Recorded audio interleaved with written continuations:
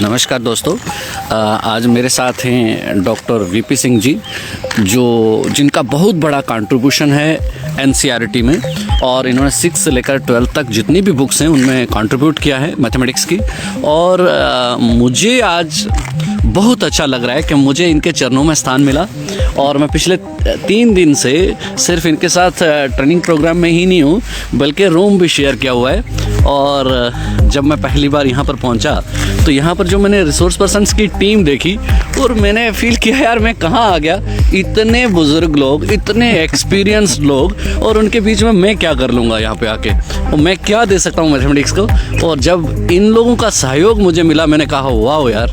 मैंने डॉक्टर जी से जब इनके साथ रहा तो ये मेरे साथ इतने फ्रेंडली हो गए कि मुझे लगा यार मैं तो घर में हूँ, मैं तो पिता समान जैसे लोगों के साथ काम कर रहा हूँ आज, और बहुत मज़ा आया। पिछले 3-4 दिन से हम लोग इकट्ठे हैं और इन्होंने जो मार्गदर्शन किए, आज तक मैं बहुत सारे गंतव्य से मिला मगर इनमें यूनिकनेस पाई। और हालांकि 4 साल पहले यहाँ पर मैं आया था और तब डॉक्टर कामेश्वर राव जी से मुझे मुलाकात हुई थी, उन्होंने भी मेरी लाइफ में बहुत इम्पैक्ट डाला था, और आज वीपी सर ने कुछ कमाल ही कर दिया। Thank you. नमस्कार सर। नमस्कार सर, आप अपना परिचय और गणित शिक्षा के ऊपर अगर चर्चा करेंगे तो बड़ा अच्छा लगेगा हमको। Thank you. मैं डॉक्टर वीपी सिंह, एनसीईआरटी से एज ए प्रोफेसर मैं रिटायर्ड किया, और एनसीईआरटी से संबंधित जो हमने कार्य किया है मैं उसी अनुभवों को आपके साथ समक्ष प्रस्तुत करेंगे। एनसीईआरटी आप जानते हैं देश की विद्यालयी स्तर पर कार्य करने वाली सबसे सर्वोच्च संस्था है। इस संस्था में हमें अवसर मिला, विभिन्न प्रकार के अवसर मिले। एक पुस्तक निर्माण का, designing and writing books from 6 to 12। दूसरा जो कार्य रहा है जिसमें मैं लगा रहा, developing training package for teachers, organising training programme at headquarter NCERT, and participating as a resource person in teacher programs organized by either public or private agencies or by governmental organizations। ये मेरा जो अनुभव रहा है साथियों, मैं इन्हीं को आपके सामने प्रस्तुत करूँगा और आशा करता हूँ कि आप जरूर इससे कुछ आपका फायदा होगा शिक्षण के संबंध में। तो पहले हम जो मुख्य बातें करेंगे वो गणित की दशा और दिशा लेके ही करेंगे। जहाँ तक दशा का सवाल है आप सब जानते हैं, लेकिन केवल वर्बली कहने से तो नहीं चलता है। हमारे एनसीईआरटी ने मिनिस्ट्री एमएचआरडी के तत्वाधान में 2004 में हम लोगों ने एक सर्वे किया। हुआ क्या है एक्चुअली, जब नई किताब लिखने हम लोग जा रहे थे तो ये हुआ कि भाई पहले सर्वेक्षण किया जाए और हर एक सब्जेक्ट है उसको लेकर के कमेटी बनी। उस कमेटी का नाम रखा गया national focus groups in mathematics. इसी तरह से national focus group in mathematics regarding teaching and national focus group in teaching of science, social science, several subjects, and there were in fact 21 focus groups were constituted to go into the school spectrum, educational spectrum scenario को देखने के लिए। तो हम fortunately I was one of the member in the national focus groups of teaching and learning mathematics, और there were 20 persons approximately who were selected from different parts of the country.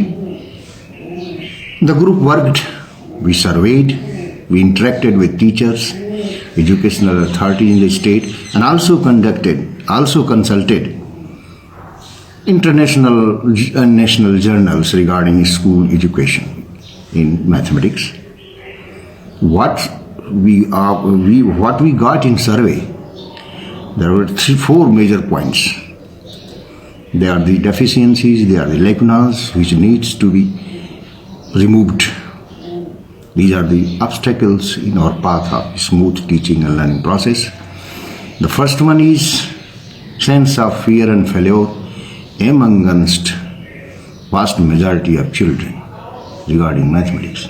They are different attitude towards mathematics. They are afraid of mathematics. They have fear. They have phobia. Second thing that we noted, that we observed is crude method of assessment. The method of assessing regarding mathematics is crude in the sense that it is quite mechanical. It is not really testing one's understanding of mathematical concepts, rather it is testing one's capacity of doing fastly, swiftly calculation and mechanical manipulations. Third one, disappointing curriculum. We observed that the curriculum being taught in our schools of the country, they are neither attracting the vast majority of students and nor creating interest in the talented minorities. Talented minorities means those who are the brighter ones. And the fourth and the most important is inadequate teacher support. Our teacher support system is very weak in the sense our teachers are not well trained. Our teachers do not have academic facilities. And besides that, there were systemic problems. I do not want to go into that. But systemic problems, infrastructural problems are there, because of which our system of education in mathematics or any subject is suffering. Regarding that, what remedy we suggested, that is the academic one, and you must pay attention towards it. The main cause of disinterestedness towards mathematics amongst our children is we are laying emphasis not on the process. We are laying emphasis on the formulae you go through, you cram it and do the problems. This is not the right approach. This will not create interest in students. Rather, we should concentrate upon the developmental process of the concepts. So, dear friends, the first thing you should keep in mind, and you should lay more and more emphasis on this aspect, rather than wasting your time in solving problems of exercises right from the 1 to 50 questions. There is no need at all. Very good sir. Okay. Sir कुछ questions हैं, जैसे मैं इस field में जाता हूँ, वहाँ teacher कहते हैं कि जैसे आपका फर्स्ट से लेकर 5th स्टैंडर्ड तक जो मैथमेटिक्स है उसमें करने लायक तो कुछ है ही नहीं, सारी कहानियाँ लिखी हुई हैं, उसमें सिर्फ इंग्लिश ही लिखी हुई है. वो कह रहे हैं, कुछ टीचर्स ने मुझे तो ये कहा कि अगर बाहर से कवर पेज को हटा दो तो ये मैथ की किताब ही नहीं लगती है, ये तो इंग्लिश की किताब लगती है. इस पर आप क्या कहना चाहेंगे? तो वो मतलब वो किस अप्रोच, टीचर्स की सोच गलत है या actually, वो सारा कहानी लिखा हुआ है, बोलते हैं कहानी. They are not grasping theme of it. Ji ji. Actually, mathematics at the primary stage has to be taught in play way. जी जी. तो looking into the psychology of this child, उसके ऊपर nothing should be stressed. Stress ना हो.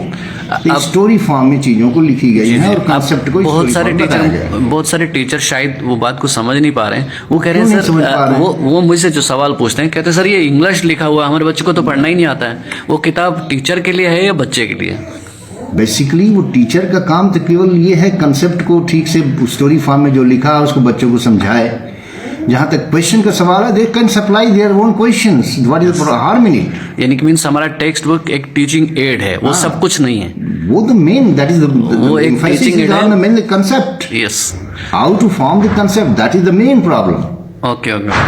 We have laid emphasis upon it. उसमें number sense या learning sense को develop करने के लिए है, ना कि मेमोराइज करने के लिए। Psychologically, I know why teachers. They want good collection of problems. अब बहुत सारे drilling upon them. बहुत सारे टीचर कहते हैं कि जैसे प्राइवेट स्कूल की बुक होती हैं जिनमें सिर्फ न्यूमेरिकल होते हैं, only numericals are there to solve, तो ऐसा क्यों नहीं है? No. मैंने आपको बता दिया कि और emphasis on the conceptualization. Concept आप ठीक से बताइए ना, जी। Illustrate with some examples and let the student do the problem from any book, whatsoever it may. Okay. Our book encourages students to develop their own way of solving, or they are developing their own method by our books. Right. That is the way. That Thank you, sir. Thank you. बहुत बढ़िया बात है आपकी, सुन के बहुत अच्छा लगा sir.